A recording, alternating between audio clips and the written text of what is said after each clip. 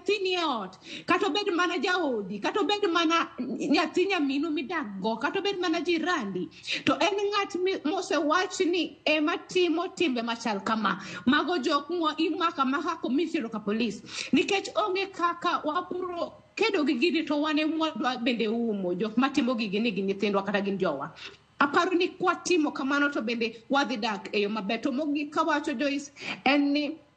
wawekuru wacho ni any form of gender-based violence nishi andit nikech no rwakre kama nikech no timo kama nikech ne makango mulo ko wuotho wach mar makanga be mulo joma miyo ka wuotho ka ng'ati penja ni dwa dhi kanya ti weri godo to obo wacho ne dwa dhi koso ka dwa dhi mulo no to kendo koro kodagi ti dwa kata goye no mano gender-based violence mapani gika bila go bendo kwadwa neno. Onego bed ni koro gima timre en ni gender-based violence ko timre to okwangi gik moko matin tindo ni no rwakre nango ni no duoko makanga go nade ni kata no duoko ngama no goeno nade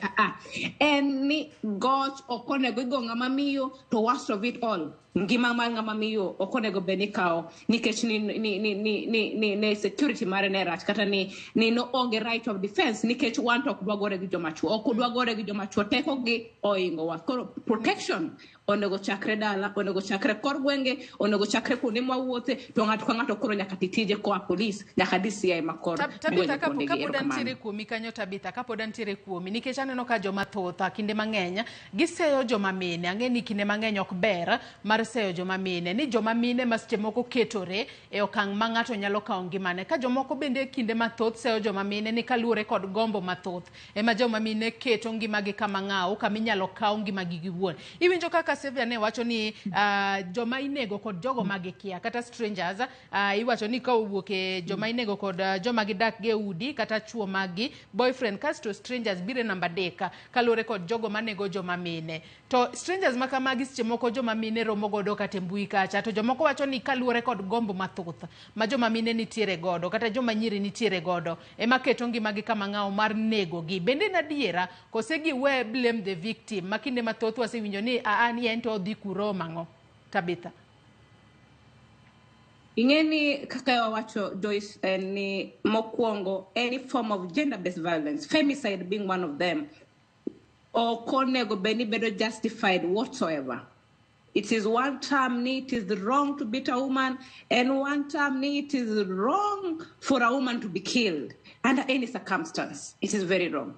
But having said that, Joyce, and bene nyaka wayere koro kaka joma miyo ni ng'ato ma stranger to konego bed ni dhi romo go e room nu dhi romo kode ode tikiae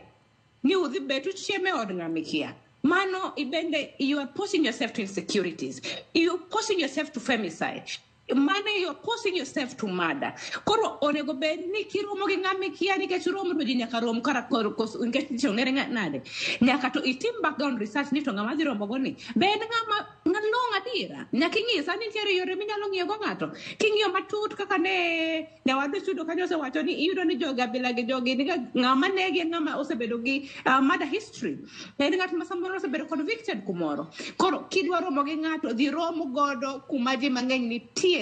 okirom gi ng'ato in private any private setup ng'ami kia ng'ama pok ing'eyo ng'ami kia karakta mare mano nyaka wabende joma miyo koro waweuru romo nyiri matino tindo wadhi gi romo joma wakia to wadhi romo go kuonde mopondo mano waposa ourselves to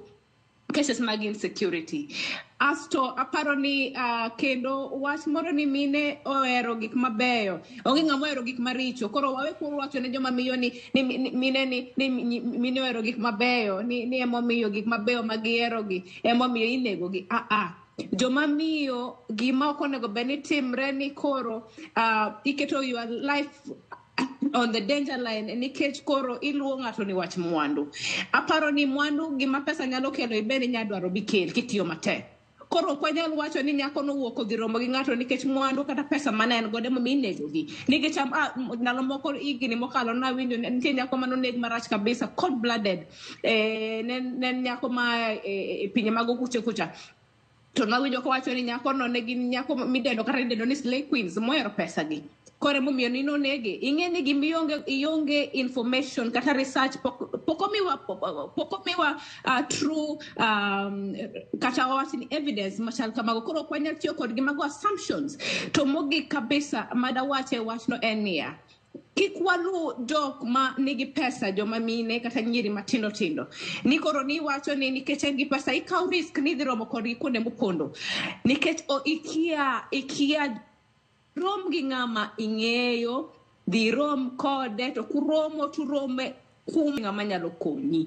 to mogik kabisa weuru mondo kapok waromo gi jogi kata kiromo gi ng'ato to nyaka ing'i history mare ni en ng'ama chalo nade kik wabeda mayot nikech ng'ane nigi mwandu machal kama ng'ane nigi gari machal kama ng'ane chalo kama wuoyo chal kama mago gin evidence manyiso ni mano ng'ama ber nyaka ing'e ng'ato kidhi romo godo to mogik onge chieng' moramora ma abro justify any form mar gender based violence obed ne ng'ama dichuo obed ne ng'ama dhako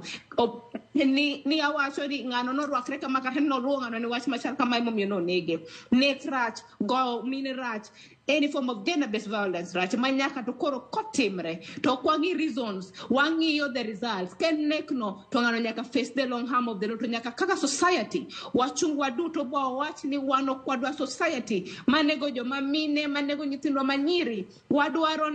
wadwaro ni police koro kata piny owacho ma pacho kaendi okaw nafas mare mondo deal gi nek mar joma mine e yo makare manyalo